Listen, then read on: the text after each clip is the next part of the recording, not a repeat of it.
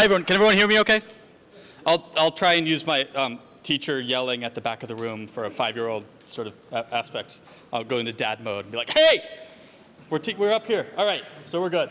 Hi everyone, so I'm going to give a little talk today, a little bit about my role. I'm going to talk a little about just generally information architecture and what we sort of do. And then I'm going to advocate for information architecture as a way to help with rapid change in organizations. I'll show you some samples.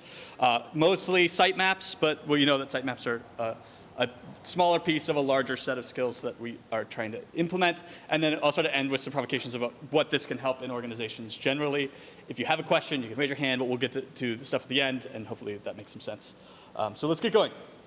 So my background, I am currently an assistant professor at this institution where I teach in the graphic design department in web technologies. I also teach at the Otis College of Design in the product design department for teaching UX skills to people who make physical stuff. And when I find work that fits into my teaching schedule, or when I find fun projects, I can jump on them and do that. I've written a book. I write on Medium, blah, blah. You guys can all look this up. I'll provide my LinkedIn that I will have to do some of the updates from the last talk to improve that. But the role of this is really, I really like helping extend and teach human-centered design skills out to the world generally, and you teach those to students and then watch them go work at places like Apple and other places. So let's do a little bit of audience participation. The first speaker did this already, but we can sort of start in this place. Here's a little diagram of like things that are more non-technical versus high technical, strategy versus execution. Who here is a UX designer, or would call themselves a UX designer? Okay, good. Yeah, there's like a majority. What about a UI designer? Like focus purely on UI? Okay, great. Interaction designer? Anybody like have the role of information architect? Oh, really? All right, nice. It's like one hand that goes up. It's like, yes, that's my job role. I'm like surprised. I'm like, hey, we should chat after, because usually these roles or information architecture at one time existed, but now has sort of been folded into other people's roles, and we're sort of seeing that. Now, generally, again, you guys are all here, you know this stuff already, but information architecture generally is this opportunity to see information to improve systems at which we design, and that could include things like navigation, information architecture, or information organization, information relationships, IA management, IA strategy, and IA research. All that says is this is the stuff that designers who think about systems generally do, and it implements itself into improving user experiences generally. And if your, like they say, if your sitemap sucks, your user interface likely sucks, and that's just the reality of it. Now, I work on a lot of web products. The nature of what we do sort of does that. Here's some stuff involved in redesigning the University of Denver's web page, but IA existed before UX or any of these other things did, because the fundamental structures of what we design are built on web pages. Like a web page is based on a foundation of a database, which has structure. Whatever you guys, if you were designing web, you know you need an HTML page, you need a server, you need the page label, you need an index.com to sort of manage that thing, and that is helping let people accomplish a task, right? The web is not just there as an output, but it actually serves a role. If we know what that role is, that can help people do something. Go to school, find out about a program, apply, donate, whatever that is sort of essential to structuring those informations. Now, generally, again, this may be sort of things this audience probably already knows about, if you're sort of new to this. AI is sort of the nice intersection between what users need, what design can bring in the information, and what context or technology does that information display on, whether that's in a physical space, or whether it is in an application, or whether it is helping you get from point A to point B. And we have lots of signifiers, right? I have a name, badge, information. You now know who I am, you know I'm a speaker. All these things sort of help in generally helping people get where they need to go. Now, what I like to sort of talk about is that it's really systematic, like the gears of these outputs, but as designers who work in information and then now are responsible for communicating and building on those things, we can then take things like the ontology. What is the particular meaning of that thing? How do we know our audience knows what that thing means? How can we then put it into a taxonomy of other stuff that structures and logics is out? And then how can that be put into a set of decision making? I know I need, we're in a car space, I know I could organize the cars by date and by brand and by car maker, and then I can build a structure to get you to a choreography of output. And what that sort of aligns to is the sort of value of applying information architecture. Mostly I'll talk about sitemaps as a way to sort of structure this, but the value that they bring to organizations and why we as systems people and people who have to sort of traffic in these tools should, one, give a shit about them, and two, work on them really hard so that the outcomes that are born from their work have an opportunity to change or impact what they do. Now, this was sort of born, this is part of an article that I wrote on Medium, which is about the idea of the back of the television work, which is sitemap and information structure and all these things aren't necessarily the sexiest of deliverables, right? It's like, it's the stuff that people don't really want to, like, oh yeah, man, I saw that sitemap, so beautiful, mwah! Like, I'm hiring you just for that beautiful thing. Like, that's not necessarily the outcome. But this sort of provocation from Tom Scott, if you don't know him, he's on Twitter a lot, sort of talking about this stuff.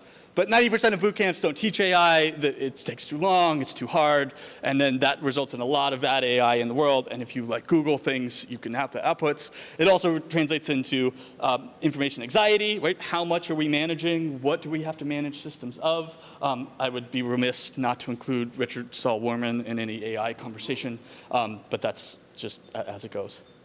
Now, the world of this is sort of complex. If you Google information architecture or sitemaps, you might get things that pop up like this. These are literally the first page of Google outputs that you can do.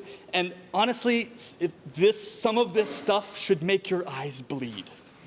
Like, oh, Canva's making templates that don't actually help, like, that are trying to force a non-information architect to do information architecture, and they're not even doing it right. There's no label. It's like, oh, you can make it look pretty, and like, well, who is this for? And why is it designed this way?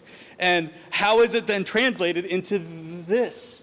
Like, is this helpful for understanding how to work in something?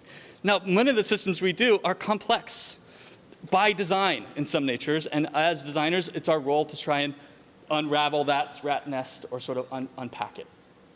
Now, one of the things that's great about information architecture and sitemaps as a whole is they are a living record. This is from an example of some work that I did at a previous job, where this on the left is the example of what they had when I joined the organization. That over there. Anybody think that's a good sitemap? I mean, maybe. I looked at it and was like, you guys are a multinational corporation. This is insane that this is the quality of what you are producing. Is anyone using this? And they're like, oh, yeah, we sort of put that together kind of fast because we needed to update our website. And you're like, you okay? And I was part of a consulting group that was responsible for auditing their entire system. And I'm like, oh, so you want us to use that to help an audit? And I'm like, all right, for us to do this effectively, fundamentally, we rebuilt and restructured all of their sitemaps. And part of what that was related to was overseeing the whole system, but then also structuring it in a way that allowed our team to know what was being manipulated. And they, the UX director at the time, didn't have any view. He was like, I have no idea what people are working on. I don't even know where they are or what is this doing. And part of what you can do that is that I moved it from that to this. Maybe you'll be able to use this. We took it, it was in FigJam before, but we sort of made it into a structured place where teams could output on it. And I'll show you some of the things that were sort of done to apply this. Now, aligning what is a primary, secondary, and tertiary page is something that we all know is important, but actually is relatively new for some people who are like, I don't know, I just need to see what it looks like, or I just need to know the output. Now, the role is that the systems we design on are alive. They get changed. We are responsible most of the times for making that change happen. And I don't know, how many people here have, like, when they made a new feature, were responsible for updating the sitemap? It's like one guy, okay, Derek's like, me, I have to do that. And it's sometimes, like, if you work with a product designer who's like to put that into a requirement for like an acceptance criteria of, like, you finished the work, your sprint is done. Anybody update the sitemap? Likely not, right? We had the same problem. Like, oh, our designers are all working on things, but none of them know, like, what stage stuff is in. Like, yeah, they're going to be updating a new set of leads or outputs or whatever that is, but we need to sort of indicate, and we sort of did that by tagging, literally using their faces They are working on this. They were responsible for this section of the site. They are working on that piece or whatever that is. And then we also use some things like it's in progress. This has not been added yet, but it's in a state of progress. You could go check with the product designer, or you could go check with the individual designers working on that thing. And then that allowed the directors that we were working with to oversee and use the sitemap not only just for, hey, here's what is made up of our website, but this is how I can have a lens or a view into people, into the people I organize, the designers that I have working on this stuff. And as a consultant, it was easier to sort of say, like, we know you need that. You don't think you need this, but we know that you do. And that is one way to show some value in AI. In IA, sorry. I'll mix that up a lot. The other thing that IA helps us do is it helps us manage change, right? Change happens from a lot of places in any system that we design. Users change. AI can shift how you make stuff. Stakeholders are always like, oh, no, I saw that we need this new feature. And you're like, do we need that? That's an important aspect. Market headwinds, user testing gives feedback that your navigation isn't working the way as optimal as it should, and new things need to be added. All of that to be said is that sometimes you need to oversee the system. And the system can be hard to understand, especially if you're just navigating a web page. I don't know, like I sort of see that we know that there's templates, we know that there's ways at which these things get designed, but visualizing that for teams can help us understand the volumes, right? Over here to the left is a set of key page templates. Basic little thumbnail diagrams that sort of gave a sense of what that thing sort of looked like from a structure and templating perspective. And that then allowed us to say, well, how much is being used or being deployed? Any of these templates could we remove or could we combine? Are in them very similar? We even found sort of challenges in like, look, you have 12 different footers. Like, why? This is crazy. Stop it. Like, this is like, and the footer is like, just choose one. Like, that's it. Like, it's not complicated. Like, I know the lawyers get all in, like crazy about it, but just give them a link and tell them it's there, right? That's how we're going to solve it. Now, the IA helps us manage that change. Some of what is there, but also sort of what the system that's look and feel is doing without getting into much of the granular nitty-gritty of the design system. Ultimately, these type of things helped us make a recommendation to update a larger design system changes as a whole in the first place. Now, part of that relationship, which is really key, is that IA really helps us facilitate a much higher view of the things that we are trying to implement. And whether you're working on multiple sites at an organization, or you have a consumer side and a business side, whatever, you work on like business systems, and a corporation's like, there's a JPL guy back there. It's like you have to deal within government systems, and their government systems have all these. I worked there when I was in grad school. I remember I had to get stuffed in Dan Goods's. Under Dan Goods, underneath another organization, so that they wouldn't know I existed, because somebody got in, some senator found out that there was an art worker at JPL, and like threw a conniption shit in front of the output. It's like, oh my God, like, and now they're like, okay, we're gonna hide you in here or whatever. Actually, a small story of that. I was going to grad school at the time, and when I got my grad degree, I educated myself out of a job at JPL. They're like, oh, we don't have a role for you because the role we have indicated is only for an undergrad degree. And I was like, all right, fine, whatever, I'll just go do something else. But I still, whatever they do over there is still great. I still have really good friends that work in those places and that type of stuff. But the role of these systems can be very complicated, and helping teams understand, well, what is it made of? AI sitemaps are relatively quick to make. If you organize them and structure them well, make them have logic, use them as a sort of site down, like I can see the structure of the navigation that moves across, then you can say, well, what are you working on? And so it's like, oh, I'm working over here. This is my little domain that I get to control, and we need to make big changes to this problem, this space. Oh, great. For our director that we were working with, he needed to have that view, and he also was trying to make some big changes to the structure and logic of a lot of these systems, which also resulted in larger design system updates, relating those things as we sort of go. And the opportunity for building out systems like this is that it's not just one designer who makes them. We are on a team of 45 UX designers across a larger organization. They all were working off of bad baseline data. And if you fix some of that here, you can say, well, how did this help you? Right? And we did a little bit of qualitative, like, hey, you didn't have sitemaps before, now how are you using it? They're like, oh, well, I noticed that your sitemap isn't all that accurate. And I'm like, well, I designed it off the current web page. Have you guys updated the web page? And they're like, yes. And I'm like, well, if we're going to make this thing a living, breathing object, you need to then communicate those changes back to a centralized place, or that you can tag it, use your comment tool. We'll change it. We'll update this thing as you need. It is not written in stone. We get into trouble when we make, artifacts that we as nerds spend all this time working on, and then they just get dusty in a box, right? Like, how many of you worked on personas that no one looked at, right?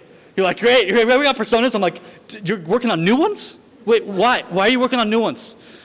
Have you looked at any other ones that like researchers have done? Any of those relevant? They're like, oh, we don't even know where those are. And you're like, oh, like the Google Drive sort of like, it's a junk drawer of mess. You're like, oh, just go find it in the Google Drive. And you're like, dude, you're killing all of us with that. Now, systems, logic, and structure is some of the stuff that we need to care about, but if we can sort of translate those values into the artifacts we design, we can then scale those into leadership. One of my favorite things is we had a meeting, and the director with our overlord boss was like, look at this, we need to fix this system. And the guy's like, oh, I didn't even know it was that big. And I'm like, okay, all right. Like, yeah, that's a lot of pages. He's like, how many people work underneath this division? I'm like, you don't know. You oversee the division. Like, what? This seems crazy to me. But when you give that power to even simple relationships like this, it can help your team get more logical. It helps you design these things, and then they continue to have life, hopefully. I have no idea what the team's doing with them now. I'm obviously not working on this project anymore. But at some level, it sort of designs this. Now, as I was saying, the 10,000 view offers an opportunity for a good sitemap to sort of structure how the system works, but you also can then use it as a way to navigate how that actually flows. We were also working on a much larger audit, so the sitemap was a piece of the audit. We also then put screenshots together to show how this experience sort of worked, where we had long flows or slow things, or where that stuff was working. All that is sort of service related. But without the sitemap, you can't tie together where that experience happens in what space. So you're like, oh, look, this is 3 pages in, and it's really dense. Look, the page is way too dense at 3 pages in. Your user's trying to accomplish a task by this point. Let's talk about how we fix that or how that translates. Does that make sense?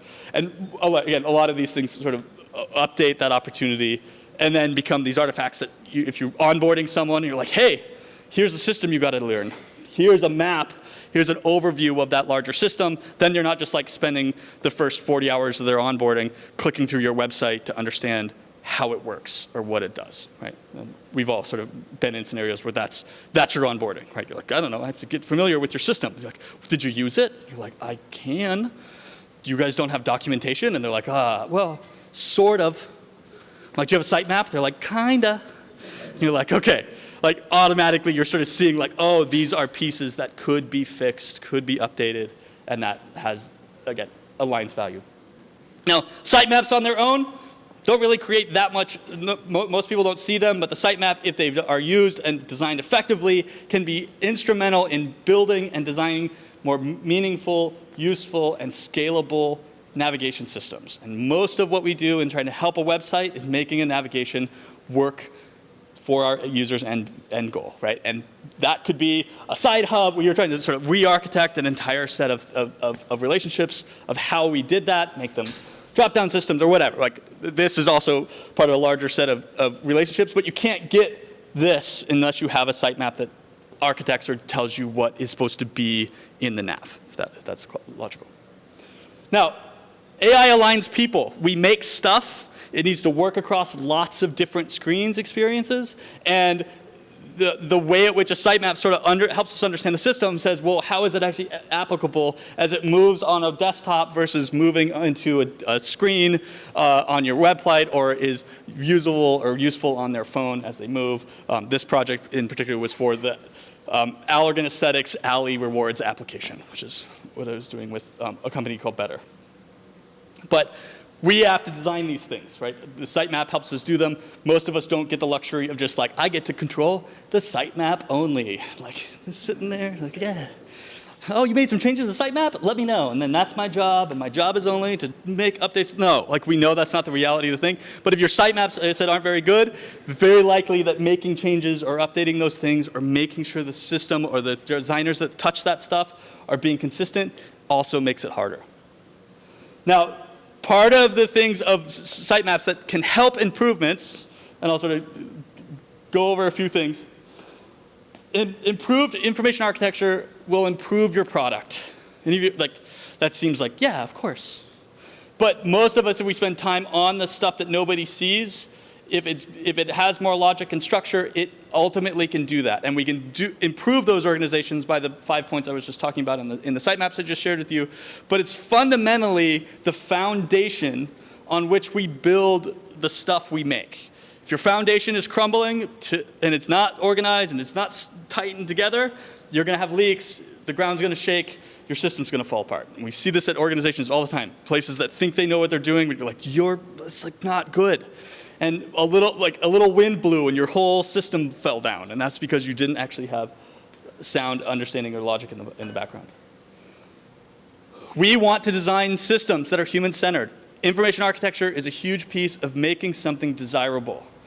I know that you call it rad car. So I'm going to say a section of rad cars or whatever. I'm just looking at cars over there because that's what comes to mind. But my point is the role of these things, if you have high quality information architecture, it applies itself across the user experience, both from how you understand your people, what is feasible within the technology to build and make that useful, and the viability of that being valuable to the business. And if we care about our users and we align our organizations in their information architecture, that fundamentally creates value for our own ports, but also the nerdy stuff that we give a shit about isn't just like, oh, you guys, like, oh, that's sweet that you care about that. That's nice, but we don't care. And so you may work at places that still have that point of view, and then just sort of finding storytelling of like, well, look at your end user. They cannot use this thing. You want to make more money, right? Okay, well, let's figure out a way to improve the system so that the system addresses your end users, which will help you in the endpoint. And again, there's lots of ways to do that. The third thing is that it can help organizations combat Conway's Law. Are any of you familiar with Conway's Law? No, okay. So Conway's Law states that organizations that design systems are constrained to produce designs which are copies of their communication structures of these organizations. When I first read this thing, I was like, oh my God, I'm dealing with a madness and our product is madness. And I'm like, oh, it's because the people are madness. They are reflecting the exact outcomes of what they're doing. And if you sort of say, oh, well, why is everyone sort of not knowing what the problem is or not knowing how the system is structured or organized? That could be a function of how large the team is organized, right? Too many people are touching it, so nobody touches it. So because nobody knows who owns it. And then there's just like, I don't want to own it. That's then going to be a thing I have to do, right? But designers say, like, I want to touch that thing. I want to own the thing that nobody else gives a shit about because then I can improve the system and that helps it, right? And the way in which this stuff can help is if your information architecture works well and you know how it is structured, you can maybe understand even more about your organization structure and then try not to repeat your organization structure into your information architecture. Users don't want to navigate a complex organization. They want to get to information that they need. And many organizations say, well, we got departments, so our sitemap has departments. And you're like, does your user care that you have a department? And they're like, no. And I'm like, what does your user want to do? Like, oh, they just want to fill out this form. I'm like, okay. So why is that hidden in 12 departments deep? Like, this stuff is sometimes can seem pretty straightforward, but sometimes the organization wants to do that. I think I showed an example of working for the University of Denver and updating their website. Sometimes sitemaps and navigation becomes like territory. Like, we're the psychology department and we need to be in the main nav. And I'm like, no. They're like, why not? And I'm like, well, I know you think you want to be because that somehow makes you important and you're in this meeting to try and like advocate that you need to be in the main nav, but you live here. See the site structure, see your organization, like this is where your user expects to find you, not at the primary point of entering your system or whatever that is. But we all know you don't win all those battles, and it's not dying on all of those hills. Like if you're, somebody really wants to, you're like, well, there's 7, and we shouldn't have more than 8, 9. Like, let's use some cognitive science to make sure our sitemaps make sense and aren't too hard to use. So, et cetera, et cetera. So information architecture and sitemaps are meant to be usable. If your sitemap is not usable, go make it usable. That's your job. And many are like, well, it's not usable because there's so many, and I'm like, no, well, you can also use standard practices to understand what your people need. If your designers all need a better sitemap, go make a sitemap that addresses the needs of your designers so that they can go impact their things that they're making. And ultimately, we want to improve our information so that we can make systems better and we can improve the world. That's very like sort of idealistic. But those are my 4 points, and I was kind of fast.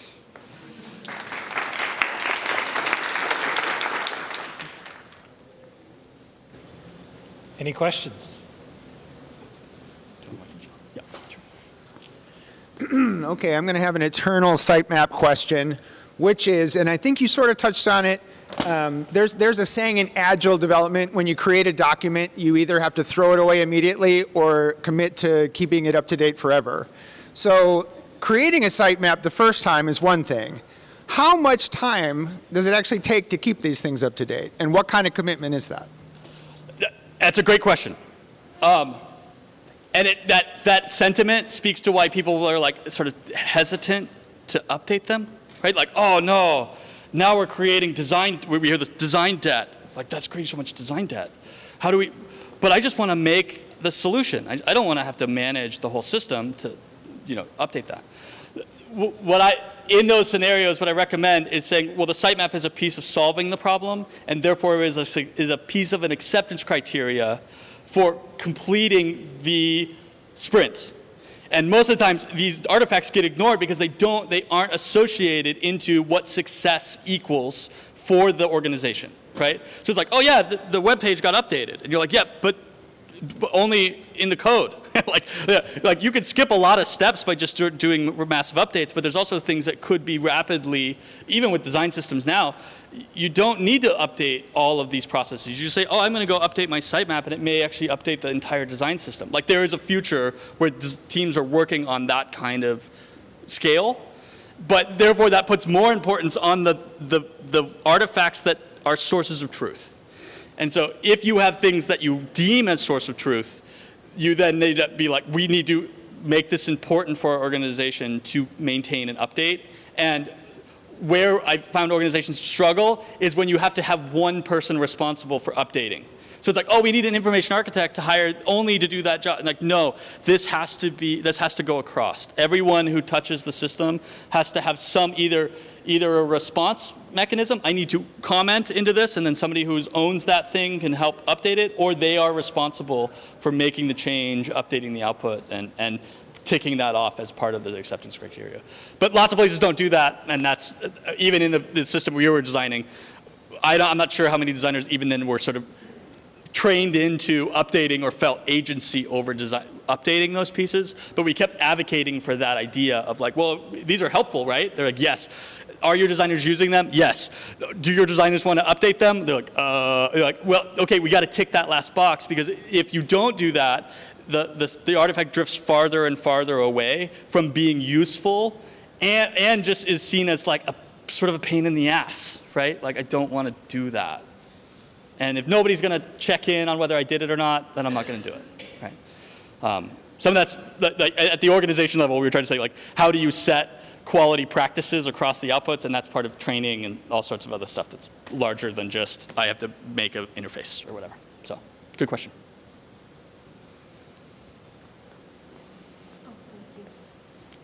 You mentioned nobody knows where this artifact is. Mm. Do you have good practices for placing it in somewhere other than a Figma file, perhaps even Confluence or otherwise? It's also a great question. So did everybody hear what you said? Like, nobody knows where it's located? Like, how do you combat that? This is sort of a problem for the ages that, like, nobody's really, like, Figma, none of us have really figured it out necessarily. There's like Agile, Confluence. There's all these knowledge-based systems to do that. But the way to combat it at first is to make sure that it is essential. Like we used it for, like I didn't foresee that object being used for training. But new designers came on and they didn't know where to go, and so they went to system structure. And they're like, oh yeah, we're putting this in their onboarding documentation, and then that onboarding documentation has a link that is sort of then in a I'm sure they put it in a Confluence file. It says information structure here. Here's where you can sort of get a sense of what's going on. The more that trails to when you need it and why, which is part of a question of where your knowledge stuff is located in the first place at all, to some extent. And if that makes sense. So every organization does it different as well. I usually work on small, tighter teams, so it's like, yeah, it's all in Figma. You just got to go there. Like the Fig Jam's there. Like it's in Slack. I pinned it. Like that should be enough. But there's also that place of like, as you get into large organizations, it's harder to do that. So good. You have another question? Yes. My question is, how do you even begin to get like buy-in on it? Because I feel like I can create these things, but no one is even looking at it. So how do I even get them to start looking at it and get it into their own processes? Again, another great question. Some of these things found, like, if you value it, others might, right? Like as I was saying, we looked at their system and was like, this isn't very good. We had to do a larger audit, which was part of a thing, and I'm like, well, the audit alone may not be the value that this, like the client asked, like, oh, we need you to do an audit. We were a consultant agency. I'm like, well, the value of the audit is maybe just in the recommendations we offer, but what if we built more artifacts that tied our understanding of the system? And I was new to it. I didn't work there. I was having a hard time understanding how their systems were put together in the first place. So by building them, you then sort of can fortify its access, but then you use them repeatedly. Here's why we're doing this. Oh, you should do this for this other thing. Great. Like our audit started as a small piece and then ended up auditing their entire platform. That in the like value exchange of like, hey, the client, like we got our small little budget of an audit to be taken from 1 quarter to 4 quarters. Like that sort of shows some value in that. But then ultimately it's presenting them and then showing and training your audience. Like we had to train our new UX director on why we did this. Some other things that we did, which I'll sort of show, is what if I can get one close? We also put Figma links. Like, do you want to know where this file is in your system? Here's a Figma link. Here is screenshots that we sort of stored.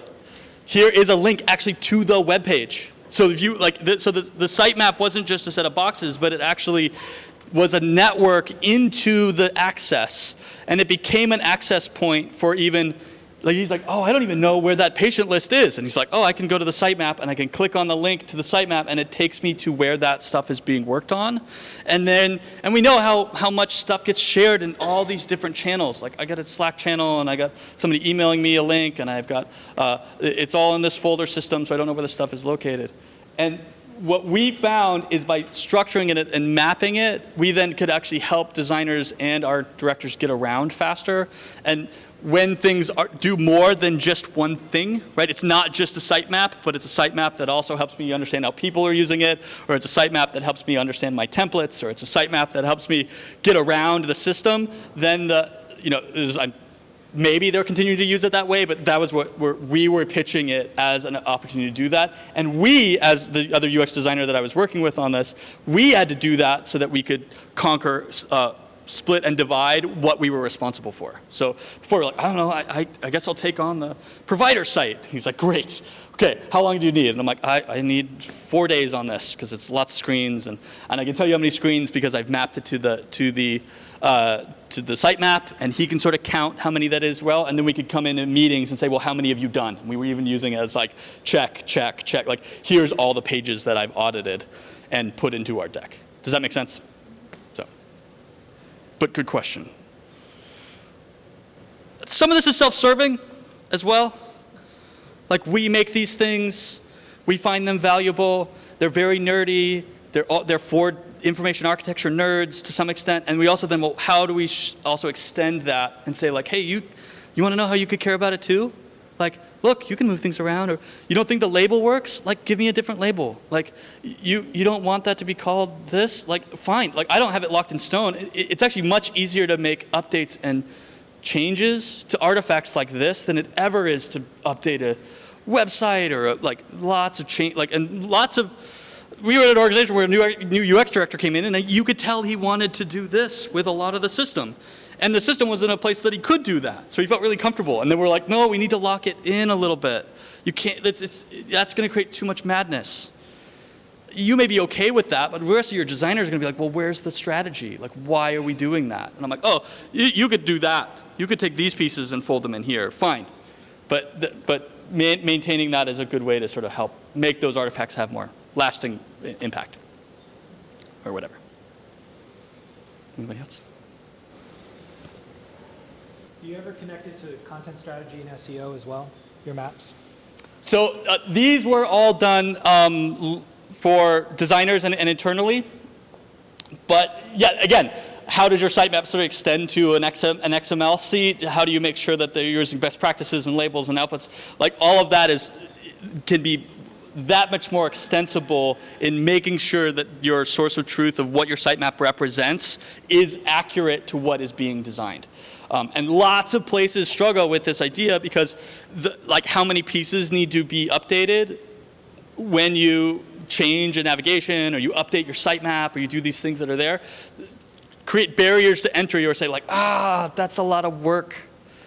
But by serving best practices into your sitemap structure and outputs and linking it into your SEO, that can justify a larger budget for why this stuff has larger meaning, right, or has larger value. And that was the one we like sort of snuck in, like, yeah, these are good, but also check out your SEO scores. They're kind of shitty. Like this page is no good. When we did the University of Denver's website, we did a whole mapping of SEO on their site of all their pages. So we could have an honest conversation with the university of like, this web page right here has not been hit in 5 years. No one has touched it in 5 years. Do you want to keep it? And they're like, but Nancy made it. And you're like, okay, Nancy did make this. Can we use it anywhere else? Or can it be, like, does it need to live with us? Like, is it necessary or can we move it? And the role of that actually is helpful for making it more knowledgeable and updating it as it goes. But those kind of experiences are like, yeah, use the data you can, help the systems work, and then that's sort of meaningful that way. So, yes? So thanks for teaching us about the importance of IA. I think I'm learning a lot. But I guess as someone who's like starting to go into this field, I'm just curious, like for practice purposes, what are some of the indicators of good IA just from looking at a website versus bad IA? Because like you said, there's some websites that haven't been updated in 10 years and it's easy to tell. But there are some websites out there that like look beautiful, but sometimes might not have that IA, like you can tell. Yeah. But what are your like indicators? I mean, that's a good question. We use the web a lot, so we sort of have this sort of like intrinsic ability to, like, that's something really usable, right? Usually you're like, if you're like, oh man, that really addressed my needs fast. The designers there really cared about me. I felt like likely that is in a set of structures. Like it depends on where you work, right? And all systems are very different. I'm at Art Center, I'm teaching a web technology class, and one of my students is redesigning Blick, the art store outputs. I was like, great. And I'm like, man, this is going to be a nightmare for you. And she's like, why? I'm like, look, they sell 10,000 products, and their organization is both mapping departments and stuff all on top of itself. And people can use Blick. Is it good? I would argue that they have not done a significant information architecture mapping of what is meaningful to people because their primary nav has easels and paint and like all of that is maybe a process. You could have combined all those things into one and used a label that was more meaningful and get users into that access more meaning. Like they had all this stuff that was like, you could tell like, we got kids stuff now. And you're like, just put it in the we always see this in navigations, put it behind the 3 dots. People will find it. You're like, no, they won't. Like, what's behind those 3 dots? Oh no, 12 other items. Like, like that's not we all know that that's sort of how it works. But sometimes designers are confronted with that. We need to add this. Can we add it to the primary nav? And you're like, no, well, we don't have another pattern. So now it's going to hide, or now we just have to sort of manage that in a sort of meaningful way. And a lot of times places don't want to do the whole like, well, now we got to tear it down and start all over again, because that's also incredibly expensive. But from a new designer perspective, best just use sound practices. Label. I see sitemaps all the time. No numbering system. I'm like, no, number it. Give it a good label that you know is sort of meaningful for what the information is. If pages are stacked, I've worked at places that are like, oh, well, this is 1 million pages. You're like, yeah, but you only need to represent it once. It's an article. It's all an article template. They're all articles. You can have thousands of them, but you don't put thousands of articles in your sitemap. You have one article detail, and it has a stack of them. And I can show you that there's a stack, and I could say, hey, you want to go reference that output? Things like that can be quite helpful. And the other thing is use size. Sometimes it's really helpful for primary, secondary, and tertiary pages, so it's logical. I see a lot of sitemaps that don't use how you read, top down, left to right, make your things have logic. That's my sort of best practices piece. Oh, you're good. It's time to go. One more? Okay, one more. Thank you. I guess when I'm listening, I feel like 10 years ago, I was doing a lot of work on websites that had a whole taxonomy, and you were doing e-commerce, and you had this category and that category. And I feel like, at least from a user perspective, as search gets better, like how often are people really going on Amazon and drilling down through categories to find the product that they're looking for versus just putting the thing into the search box? Do you ever get pushback saying, we don't need to do this anymore because we have Google and AI? Well, but you still have to define it. So whether it's a UI that navigates to it, or it's a label that someone types in there, it still has to be found. It still has to be like daisy chained into a system that lets you know how far you are in your output. Let's say, yeah, you search for a sweater. Sure. I know it's called a sweater or jumper, whatever. We talk about this in information a lot. How people call things changes. In England, they call them jumpers. In America, they call them sweaters. In some places, they might call them something else. AI is not that good at doing some of this yet. It's making some mapping to that. But the role of how you actually structure things can still allow value and be applied here, right? So yeah, if this works, I can still show you that you can get to that place faster through a search mechanism, which is then justification for maintaining that as a more relevant UI element in your nav versus the big navigation systems that people are. So what you're saying is that this is important whether or not, or how much it's represented in the thing that the user uses. The user will never see this, likely. But traditionally, a sitemap would be like, okay, your first level navigation, your second level navigation, your flyout menus, whatever. Yeah, but the sitemap is not a UI. It's just a representation of the information. If you can get your audience to the designers, the people you're working with, I can't even imagine what the sitemap of Amazon looks like, or if they even maintain one because they have too many thousands and thousands of products. It probably doesn't make sense, and that's why they have AI as a solution for that, or whatever, right? And so you sort of see like, oh, well, because it's too hard to maintain that, now we're not going to do it, and then you do that. But to fundamentally consider how to make things usable, what logic and structure is there, sitemaps as a whole can be a really great way to maintain those values and then manifest that ideally in a better UI for users. So, good. Thanks, everyone.